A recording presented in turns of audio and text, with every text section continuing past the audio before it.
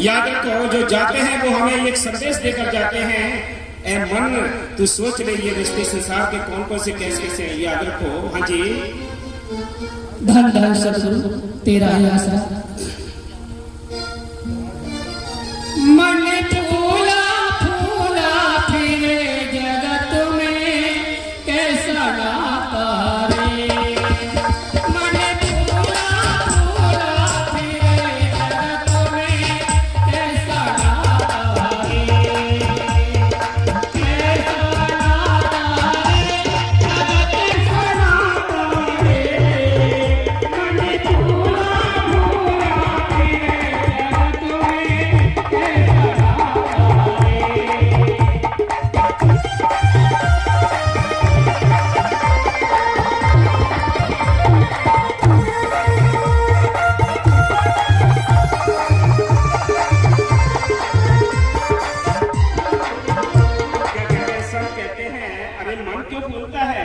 संसार ने ये व्यवस्था बनाई है, तेरे कर्ज की व्यवस्था है। तेरे बेटी, बेटा, कुटाम, कबीला, रिश्तेदार, साहूकार, ये तेरे से संबंध जो रिश्ता जुड़ा है, केवल ये कर्ज का रिश्ता है। कर्ज का रिश्ता क्या है? बेटी बेटा है वो कर्ज के। अब याद रखो, आप न्यूज पढ़ते हो, यानी ये मैसेज पढ़ते हो जरूर, रोज डेली आते हैं कि बाप ने बेटे को काट दिया है, मार दिया, बेटे ने बाप को मार दिया, भाई भाई ने मार दिया। ये रिश्ते क्या है? भाई उतने ही अक्षर उसको है जो भाई को मार रहा है, बेटा उतने ही अक्षर उसको है जो बाप को मार रहा है। अक्षर वही है, रिश्तों का यानी बदलाव क्या है? कर्ज का बदलाव है। जैसे जिसके कर्ज है, जिसको मारा है मरना पड़ेगा, गाली दी है गाली खानी पड़ेगी। यही संसार की रीत है, इसको वो बच नहीं सकता। विधि के विधान में तीन चीजें निश्चित होती हैं, इसे कोई टल नहीं सकता। तीन चीजें कौन सी हैं? कारण, समय, स्थान। ये तीन प्रक्रिया चलती रहती है, इनमें बाकी सारी घटनाएं इनमें ही चलती हैं और कोई अलग से नहीं बनती है। इसलिए संत कहते हैं, ए मन क्यों फूला हुआ है कि मेरे चार लड़के हैं, चार काम आएंगे। चार में से धीरे धीरे एक की तरफ ही झुक जाता है, तीन दुश्मन बन जाते हैं। कौन है फिर चार? चार जो सपोर्टर लगा रखी थी वो कहा गई, सब जीते जी टूट जाती हैं। इनके लिए परमार छोड़ दिया, न सत्संग सुना, न सेवा की, न हाथ से दान किया। इसलिए संत कहते हैं, अरे मन है फूला फूला फिरे। फिर लास्ट में रोता है कि इससे अच्छे बच्चे ना होते तो अच्छे, कि ये खून पी रहा है, ये खून पी रहा है, ये टेंशन देता है, ये टेंशन देता है। ये संसार धोखे की दुनिया है। चलो रे मन यहाँ नहीं है डटना। हाँ जी। माता कहे ये पुत्र है मेरा, बहन कहे वीरा मेरा। सब कहते हैं ये भाई है मेरा है, पत्नी कहती है पति मेरा है, बाप कहता है ये बेटा मेरा है, माँ कहती है ये मेरा बेटा है। सब अपने में रिश्तों को मजबूत रखते हैं, कोई छोड़ना नहीं चाहता। इसलिए संत कहते हैं इनमें रिश्ता वो असली है जो परमात्मा सहारा देता है। बाकी सारे रिश्ते टेम्परेरी रिश्ते सब टूट जाएंगे, सब स्वार्थ के रिश्ते हैं। पैसा मिलेगा तो सब ठीक रहेंगे, पैसा नहीं दोगे दूर छोड़ेंगे, न्यारे कर देंगे, साजे के कर देंगे। 4 दिन तू खिला, 4 दिन मैं खिलाऊं, 4 दिन वो खिलाएगा, सब साजे हो जाते हैं। अरे स्वार्थ के तो रिश्ते नाते हैं। अरे मन तू सोच ले। हाँ जी। माता कहे पुत्र है मेरा, बहन कहे वीरा मेरा। माता कहे पुत्र है मेरा, बहन कहे वीरा मेरा।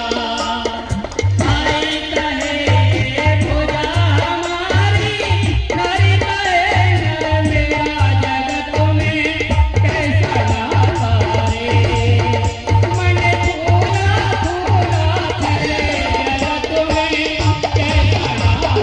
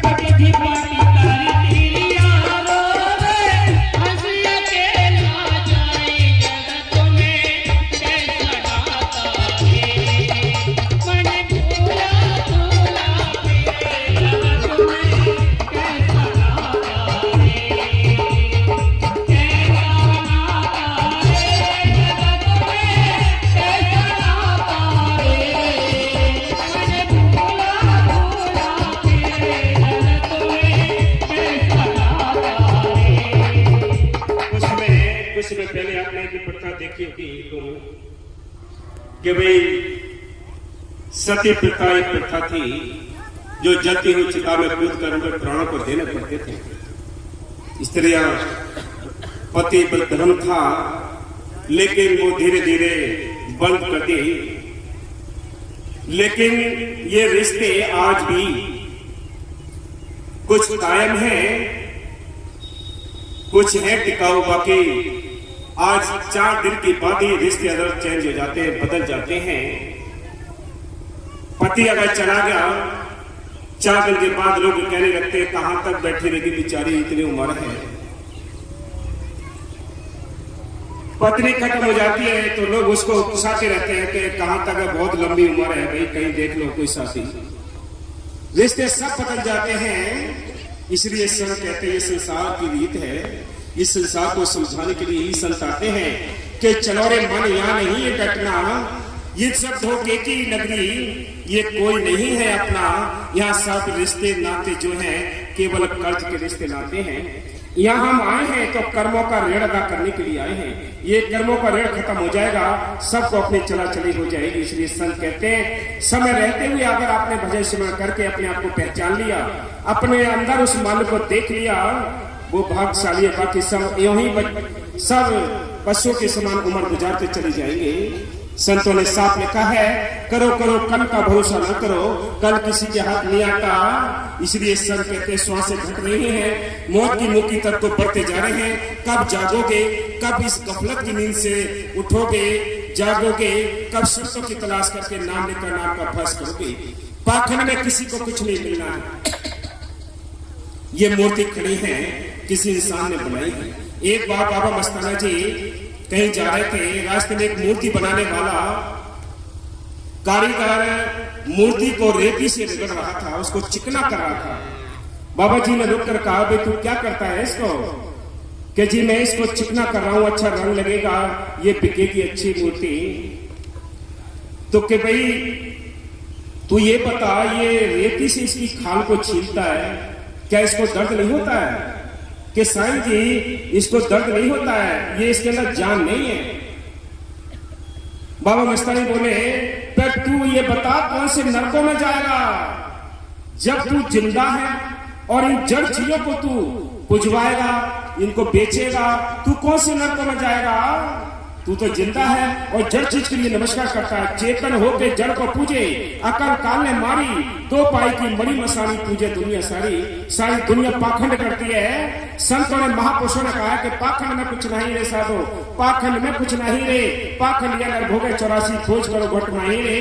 घट के अंदर तलाश करो, वो मालिक तुम्हारा अंदर बैठा है, बाहर नहीं है। जब तक उसकी करंट है इस काया के अंदर, वो बैटरी है ताकत, तब तक ये आंखें देखती हैं, कान सुनते हैं, मुंह बोलता है, हाथ में चलते हैं। वो करंट इसके अंदर से निकल जाती है तो डेड बॉडी थोड़ी ही देर के बाद इसको बर्फ की सीढ़ी पर रखना पड़ता है, फिर बदबू आनी शुरू हो जाती है। खुशबू वाली चीज कौन सी जो निकल गई है, उसको पकड़ाते संत उस शब्द रूप में जो अंदर रम रही ताकत, उसको पकड़ाते हैं कि शब्द गुरु दातार दया का रच दिया सकल पसारा, आत्म से परमात्मा कर दे ऐसा गुरु हमारा। वो गुरु अंदर बैठा है, बाहर कोई गुरु नहीं। हम यहाँ ऊपर बैठे हैं तो कोई गुरु नहीं बन गए, हम बड़े नहीं हैं। एक व्यवस्था है आपको समझाने की व्यवस्था है। गुरु इस संसार में कोई नहीं। संत कहते हैं ना कोई गुरु ना कोई चेला, सब में बोले एक अकेला। एक अकेले की ताकत जो सबके अंदर रमी हुई है, उस ताकत को पकड़ाते हैं। संत एक मीडिएटर होते हैं, उस मन से मिलाने के लिए आते हैं। वो आपको यानी पाखंड से निकाल के आते हैं, अंधविश्वास से निकालने के लिए आते हैं। इस अंधविश्वास से निकाल कर वो कहते हैं तुम्हारे अंदर वो मालिक बैठा है, उस मन के अंदर से तलाश करो। लेकिन संतों से नाम लेकर नाम का अभ्यास करना पड़ेगा, तब अंदर वो दिखाई देगा।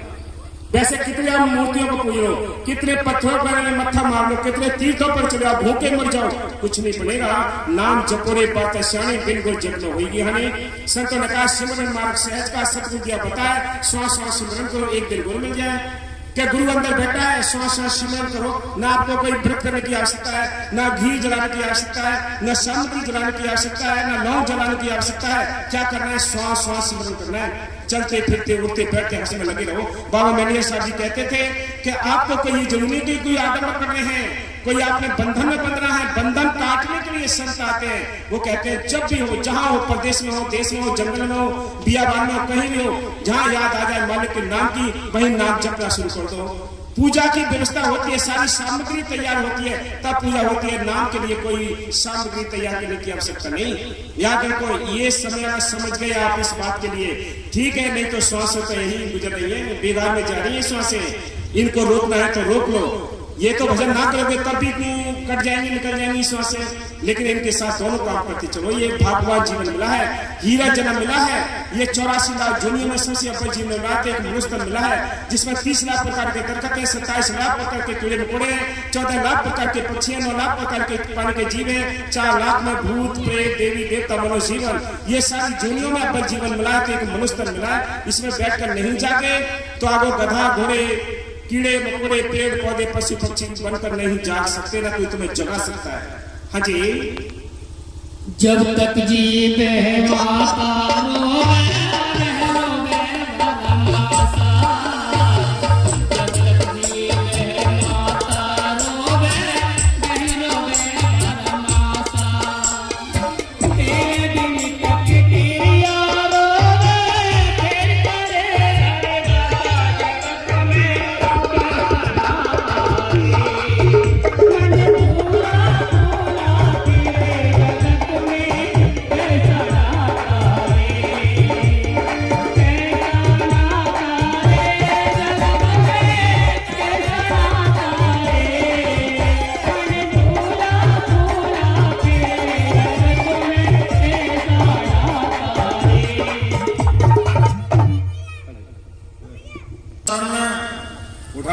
आए हुए सर्वप्रथम हम मनुष्यों की मृत्यु का वृत्तांत लिखते हैं।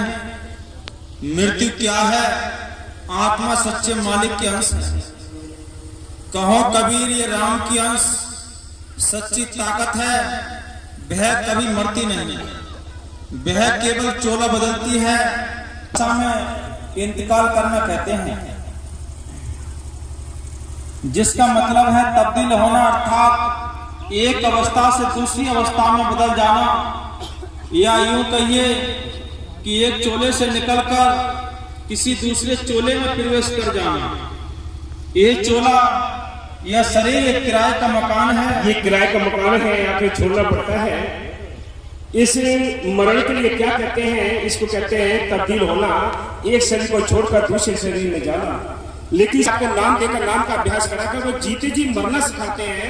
अभ्यास करके अपने आत्मा को मालिक तक पहुंचा जाओ।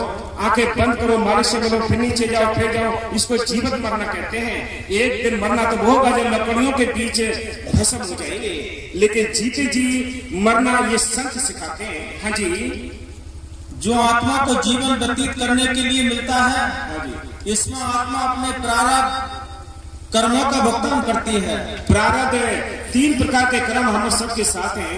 एक प्रारब्ध कर्म हम जो साथ लेकर आते हैं, एक क्रियामान कर्म जो मौके पर करते हैं, एक संचित कर्म जो काल हेडक्वार्टर में रिजर्व कोटे में इकट्ठे कर मोटे मोटे कर्मों को।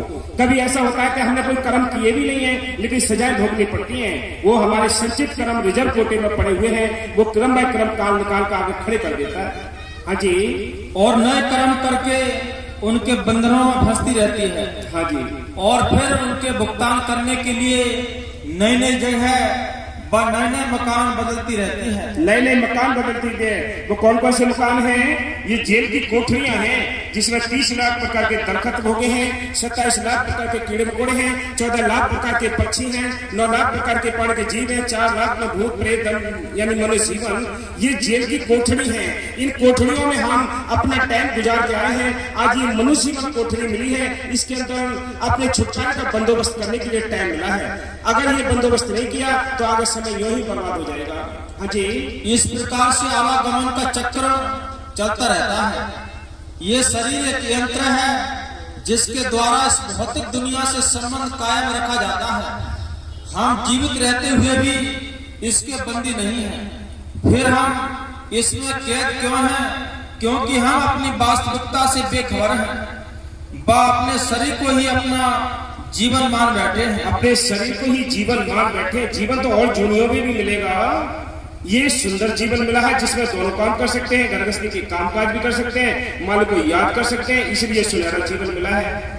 इसको संत हीरा जन्म कहते हैं। हीरा जन्म भी तभी है जब हम हीरा से काम करेंगे। हाँ जी, इसी का रूप बने हुए हैं और हमें इससे निकलने का ध्यान तक नहीं, बल्कि शरीर के रोम रोम में हमारी आत्मा फंसी पड़ी है। एक दिन जरूर खाली करना पड़ता है। इस मकान को एक दिन जरूर खाली करना पड़ेगा। क्या कहते लिखा है संतों ने कि सज धज के इस दिन मौत की सहजादी आएगी, न सोना काम आएगा न चांदी आएगी, न चांदी सोने चांदी कुछ भी काम नहीं आना है। आना है तो आपका परमात्मा का धन, बाकी ये नहीं काम आते बाहर के, ये वजनदार है सब। हाँ जी, इसके खाली करने को ही मौत कहा जाता है। इस शरीर को खाली करने के लिए मौत किया जाता है। हाँ जी, एक ना एक दिन सबने ही मरना, क्या इंसान क्या हैवान, क्या अमीर क्या गरीब, क्या रोगी क्या वैद्य, कोई इस मौत से बच नहीं सकता। कोई नहीं बच सकता। अच्छा, देश का प्रधानमंत्री और राष्ट्रपति कोई भी हो, इस मौत से कोई नहीं बच सकता, याद रखो। इसलिए संत कहते हैं ये मौका है, इस मौके का फायदा उठाओ, नहीं तो ये समय हमारे हाथ से गुजर रहा है। कुछ भी साथ मिल जाएगा, फिर सारी चीजें जो हमने कमाई है, संसाधन इकट्ठे किए हैं, वो सारा कुछ यही रह जाएगा। कोठी बंगले यही रह जाएंगे, बैंक बैलेंस यही रह जाएगा, जाति धर्म यही रह जाएंगे, सब कुछ पसारा यही रह जाएगा। साथ जाने वाला कुछ नहीं। जिस काया को साथ भी घूमते हैं, इस काया ने भी धोखा दे जाना है। कुछ समय के बाद ही चश्मा लग जाएगा, आंखें ओझल हो जाएंगे, कान बहरे हो जाएंगे, दांत दांत निकल जाएंगे, चमड़ी सारी सुकड़ जाएगी। इस काया में हमें खुद ही पसंद नहीं होगा रहने के लिए। फिर यही कहेंगे किसी दूसरे की मौत आई हो, हमें जल्दी ले चलो, हमारा नंबर लगा दो जल्दी, क्योंकि इस काया में हमें खुद रहना पसंद नहीं हुआ। चला जाएगा नहीं, लाठी हाथ में जाएगी, कमर कमान हो जाएगी, आंखें ओझल हो जाएंगी, फिर हम पछताएंगे, कहेंगे कि अब हमें यहाँ से चलना चाहिए। हाँ जी, वैद मुआ, रोगी मुआ, मुआ सकल संसार। हाँ जी, इस तत्व को हम सभी जानते हैं। हाँ, परंतु किसी को यह पता नहीं कि कब मरना है। याद रखो, ये कब मरना है। बाहर की डिग्री आपने हासिल कर ली, बीटेक कर लिया, इंजीनियर हो और बहुत बड़े डिग्रियां प्राप्त कर ली, बहुत सारी बाहर की यानी शिक्षाएं ले ली, डिग्रियां ले ली, लेकिन जहां ये खत्म होती है वहां से रूहानियत का मार्ग शुरू होता है। ये समझ में आएगा क्यों? ये समझ में नहीं आता। जब बाहर का ज्ञान जहाँ खत्म होता है वहां से शुरू होता है रूहानियत का ज्ञान। हाँ जी, न उस दिन का पता लगता है, न यमदूतों का, मौत के फरिश्तों के आने का पता उस समय लगता है जब वे आकर जबरदस्ती इस मकान को खाली करवाते हैं। जबरदस्ती इस मकान को खाली करवाएंगे, उस दिन पता पड़ेगा। संत पहले से कहते हैं, क्या कहते हैं वो, कि मुसाफिर जागते रहना, नगर में चोर आते हैं। कि नगर में चोर आते हैं, मुसाफिर जाग जाओ, होश में आ जाओ, वो चोर आ गए हैं तुम्हें पकड़ने के लिए। कि एक दिन आएगा वो निर्दयी बनकर, नागर तोड़े नागर फोड़े नागर शोर मचा देगा, नगरी से कोई काम नहीं है, तुझे पकड़ ले जाएगा। ए मने रहना, उसे आगे चोर ले लिया गया। वो निर्दयी है, आपने देखा होगा, वो दया नहीं करता है। कहीं फंक्शन हो, शादी ब्याह हो, और जिसमें उसको याद आ यानी भाई निकालना है जीव के लिए, चाहे जयमाला पड़ती हो, किसी का बहाना देगा, कारण क्या बनेगा, किसी ने फायरिंग की, गोली ऊपर न जाकर किसी इंसान के अंदर लग गई, वो वहां खत्म हो गया, जयमाला रुक गई, गले में भंग हो गया। अगर वो थोड़ी देर रुक जाता, जयमाला पड़ जाती, थोड़ा जो प्रोग्राम है वो सब सेट हो जाता, लेकिन होने नहीं देता। जो टाइम निश्चित लिखा है, क्या कारण, समय और स्थान की जो निश्चित है, एक सेकंड इधर से इधर नहीं हो सकते, याद रखो, कोई नहीं रोक सकता इनके लिए। हाँ जी, मौत के वक्त या रूह के सारभास को वे ऊपर की तरफ खींचते हैं, तो उस पीड़ा को वही व्यक्ति जानता है जिसके साथ गुजरती है। जिसके साथ गुजरती है, उस समय के लिए, मृत्यु के समय के लिए, सत्संगी से गैर सत्संगी के लिए हाल बताते संत। ऐसी मृत्यु का दुख होता है जैसे एक बिच्छू एक जगह डंक मारता है तो कितनी तकलीफ होती है। अगर 1000 बिच्छू डंक शरीर में मारे तो कितनी तकलीफ होगी, याद रखो, इतनी तकलीफ होती है।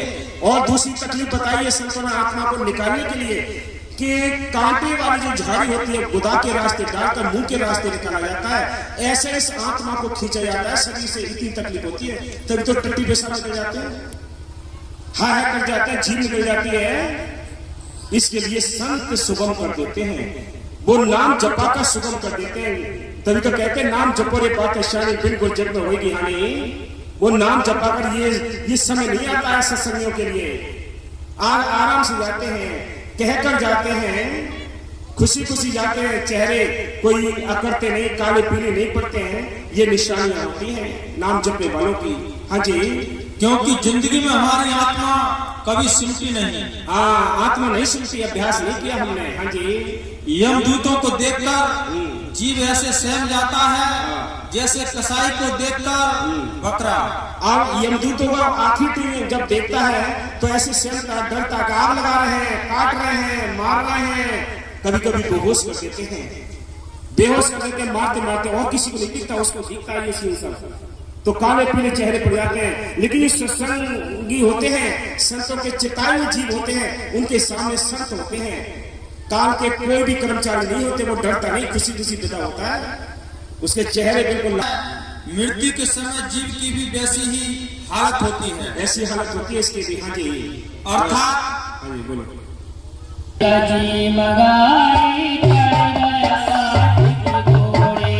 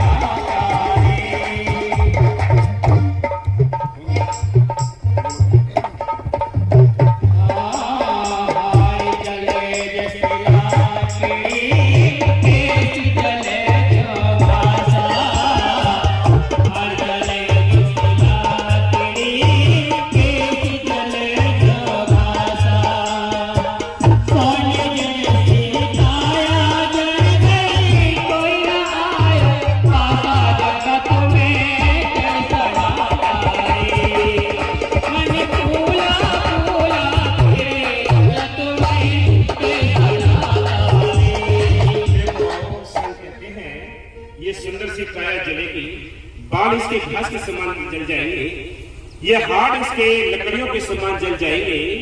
जितनी इसने डिग्री हासिल की है, जितनी बाहर की शिक्षा हासिल की है, जितने बाहर की अकल चतुराई हासिल की है, वो सारी भस्म हो जाएगी।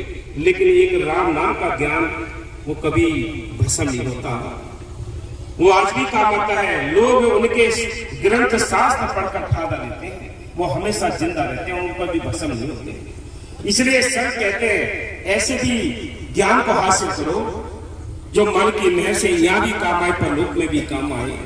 जितने संत महात्मा बड़े बड़े हुए हैं, कोई उन्होंने डिग्री हासिल नहीं की, उन्होंने अंदर की पढ़ाई की है, अंदर का ज्ञान निकाला है, उन्होंने अपने ग्रंथ शास्त्र रच दिए, जुगो जुग ये ग्रंथ शास्त्र पढ़कर जनता फायदा लेगी। इसलिए संत कहते हैं ये चीज कमाने की चिंता करो, जागो। आज जाग गए तो ठीक है, कल तुम्हें जगाने वाला कोई नहीं होगा। कीड़े मकोड़े बन जाओगे, कोई जगाने नहीं जाएगा, पशु पक्षी बन जाओगे, कोई जगाने नहीं हो। लेकिन आज मनुष्य जीवन है, मनुष्य जीवन के अंदर बैठकर वो मालिक आता है, संतों के रूप में आता है, वो हम सबके बीच में रहता है, हम सब जगाने की कोशिश करता है। हाँ जी, घर की तेरिया ढूंढने लगी, ढूंढ रही